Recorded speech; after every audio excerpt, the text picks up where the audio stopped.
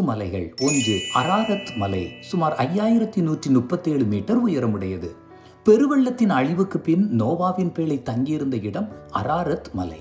2 மோரியா மலை, சுமார் 768 metre உயரமுடையது. Abraham தன் மகன் ஈசாக்கை பலியிட முற்பட்ட இடம் இது.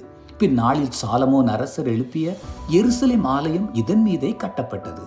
3 சீனாய் மலை, சுமார் 2285 மீட்டர் உயரமுடையது. இறைவன் மோசேவுக்கு 10 கட்டளைகளை வழங்கிய பரிசுத்தமான இடம் இதுவாகும். 4 நேபோ மலை, சுமார் 808 மீட்டர் உயரமுடையது. மோசே வாக்களிக்கப்பட்ட கானான் நாட்டை பார்த்து அவர் மரித்த இடம் நேபோ மலை ஆகும்.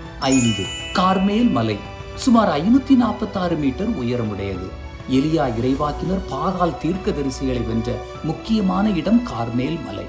6 ஒலிவ மலை, சுமார் 826 மீட்டர் உயரமுடையது. இயேசு கிறிஸ்து அடிக்கடி இறைவேண்டல் செய்த இடம், சீடர்களுக்கு போதித்த இடம் ஒலிவ மலை.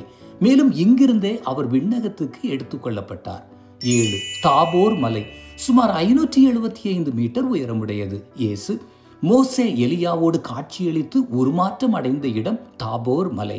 8 சீயோன் மலை, சுமார் 740 மீட்டர் உயரமுடையது. தாவீதின் நகரமாகவும் விவிலியத்தின் பல நூல்கள் தெய்வீகத்தின் அடையாளமாகவும் சியோன் மலையை குறிப்பிடுகின்றன.